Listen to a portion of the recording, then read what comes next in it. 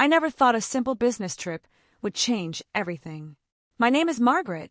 I'm 47 years old, and I've been married for 22 years to a good man who provides everything, except for the warmth I've quietly craved for so long. By day, I'm a senior marketing executive, poised, efficient, and the one who keeps million-dollar campaigns running smoothly. But at night, in the quiet of our suburban home, I often lie awake wondering when I stopped feeling truly seen.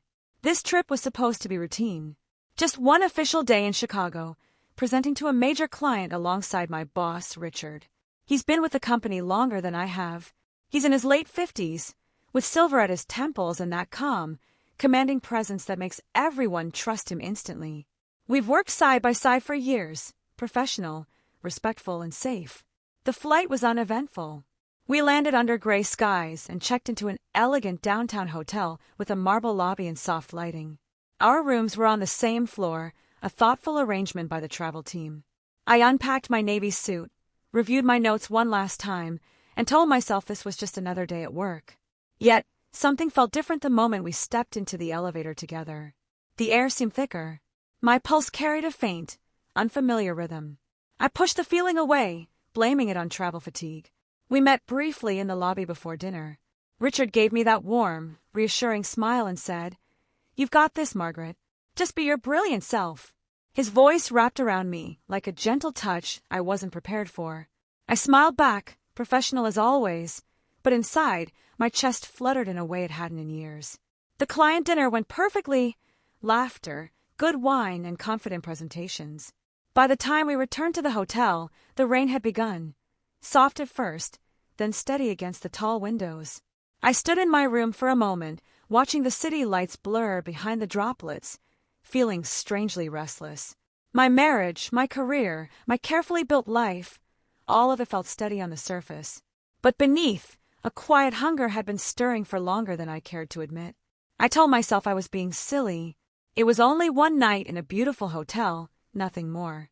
Still, when my phone buzzed with a message from Richard suggesting we meet downstairs for a quick nightcap to celebrate the win, I hesitated for just a second. Then my fingers typed, "Sure, see you in the lounge in 10. If my words are already making your heart beat faster, or if you're feeling that same dangerous pull I felt that evening, then I want you to stay with me. Tap subscribe right now so you don't miss any part of my confession. Because what happened next? I still can't believe I let it begin." The lounge was dimly lit, tucked away on the mezzanine, level with plush velvet seats, and the soft glow of amber lamps. Rain tapped insistently against the tall windows, creating a private world just for us. I arrived first, smoothing my silk blouse, telling myself this was merely a professional unwind after a long day. Richard joined me moments later, his tie loosened, jacket draped over one arm. "You were outstanding tonight, Margaret," he said, his voice low and warm as he settled into the seat across from me. The waiter brought our drinks, smooth whiskey for him, a glass of red wine for me. We started with safe topics, the client's feedback, tomorrow's flight home, the latest office gossip. But as the minutes passed, the conversation drifted. He asked about my weekend plans, and I found myself sharing more than usual, how the house felt too quiet lately, and how my husband buried himself in work and sports channels. Richard listened with that focused attention that always makes people feel important. His eyes held mine a beat longer than necessary. Outside, the rain grew heavy, thunder rumbling softly in the distance. Inside, the lounge emptied until only a few scattered guests remained. The warm glow of the whiskey loosened something in me. I laughed at one of his stories, and when our fingers brushed while reaching for the same coaster, a spark traveled up my arm.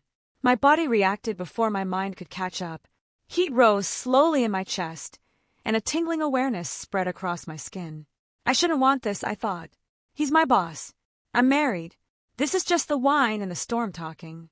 Yet, I couldn't look away from the way the lamplight caught the silver in his hair or the quiet strength in his hands. He leaned in slightly. "You know, Margaret, in all these years working together, I've always admired how you carry yourself. Graceful under pressure. But tonight, you seem different. More alive." His words wrapped around me like a tempting secret. My heart raced with a dangerous flutter I hadn't felt in decades. The bartender announced last call. Richard glanced at his watch, then back at me. "The rain's not letting up. Why don't we continue this upstairs? My suite has a sitting area. It's more comfortable than these chairs. No pressure, just conversation. I hesitated, my pulse quickening. Every sensible part of me whispered that I should go to my own room, lock the door, and end the night safely. But that restless hunger stirred stronger. His invitation hung in the air, irresistible. I took a slow breath, feeling the warmth spread through me. "All right," I murmured, my voice softer than I intended. "Just for a little while." As we rode the elevator together, the confined space amplified everything. The subtle scent of his cologne, the quiet rhythm of his breathing, the way my body seemed attuned to his every small movement. The doors opened on our floor, and I followed him down the hushed hallway, my heels sinking into the thick carpet. Inside his suite, the lights were low, and the rain was a steady symphony against the glass. He poured us each a little more to drink. We sat on the elegant sofa, closer now than we had been in the lounge. The conversation flowed deeper, shared memories of late-night projects and quiet triumphs. Beneath every word, something dangerous was awakening. My skin tingled, my heart beat with a rhythm that felt both terrifying and thrilling. I told myself we were simply talking, two colleagues decompressing. But my body knew better. It was reacting to him in ways I hadn't allowed myself to feel in so long. Be honest with me, when was the last time someone looked at you the way Richard looked at me that night? Really saw you? Made your pulse quicken with nothing more than quiet attention? Tell me in the comments. The storm outside intensified, mirroring the growing pull inside my chest. I knew it was forbidden, but in that moment, sitting across from him with the rain as our only witness, the line between professional and personal began to blur in the most tempting way. We moved from the sofa to the small seating area by the window, drawn by the dramatic view of the storm. Sitting side by side now, our shoulders nearly touching, the conversation turned even more personal.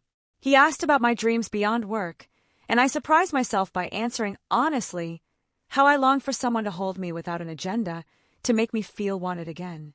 Richard listened without interruption. When he finally spoke, his words carried a quiet intensity. "I've thought about you more than I should, Margaret. In meetings, on calls, wondering what it would be like if we dropped the professional masks for just one evening." My heart skipped. The confession hung between us, dangerous and thrilling. The pull was like gravity, drawing me into forbidden territory. Guilt flickered at the edges. My husband's face flashed in my mind, but I couldn't pull away. Richard's hand lifted slowly, giving me every chance to move. When his fingers finally brushed my shoulder, my entire body reacted. A rush of tingling heat traveled across my chest. "Tell me to stop," he murmured, his breath warm against my temple, "and I will." But I couldn't. The words wouldn't come. Instead, a soft sigh escaped my lips as I closed my eyes, letting the forbidden longing wash over me. When I opened them again, his face was only inches from mine. Time seemed to slow. He closed the final distance with aching slowness. Our lips met in the gentlest kiss imaginable, warm, hesitant, and filled with years of unspoken tension. My body reacted instantly, every nerve singing with delicate fire. It wasn't rushed or demanding. It was tender and romantic. I kissed him back, my fingers resting on his chest, feeling the rapid beat of his heart. The warmth, the solid strength, the taste of whiskey and restraint. It was dangerously perfect. We pulled apart slowly, foreheads resting together. "Margaret," he whispered, "I've wanted to do that for longer than I should admit." Tears slipped down my cheeks, not from regret, but from the overwhelming vulnerability of finally feeling truly desired. In the quiet that followed, with the rain still falling, I felt more alive than I had in years. Scared, guilty, and irresistibly awakened. Eventually, I stood on slightly unsteady legs. He walked me to the door of his suite.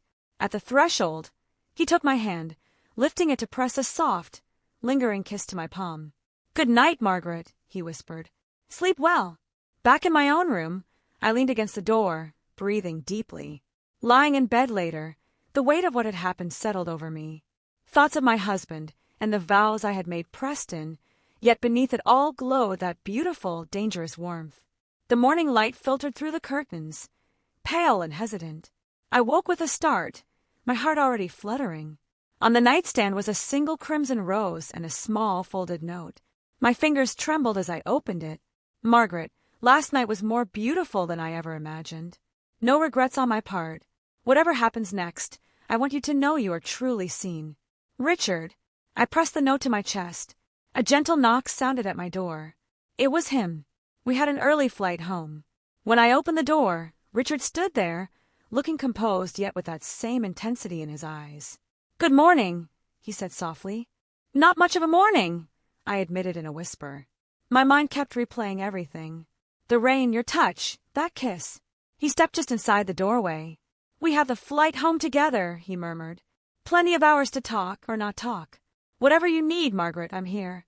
I stood there, torn and breathless, the rose and note still warm in my hand. The pull toward him felt stronger than ever, romantic, taboo, and utterly consuming. If my words have stirred something deep inside you, please stay with me on this journey. Tap subscribe now, so you never miss where my confession leads next. And be honest with me, darling. After everything we shared that stormy night, if you were in my place, would you have let him in, or would you have closed the door? Tell me in the comments below. Your words mean more to me than you know. Because right now, with my heart still racing and his eyes on mine, I honestly don't know what I'll do when that plane door closes behind us.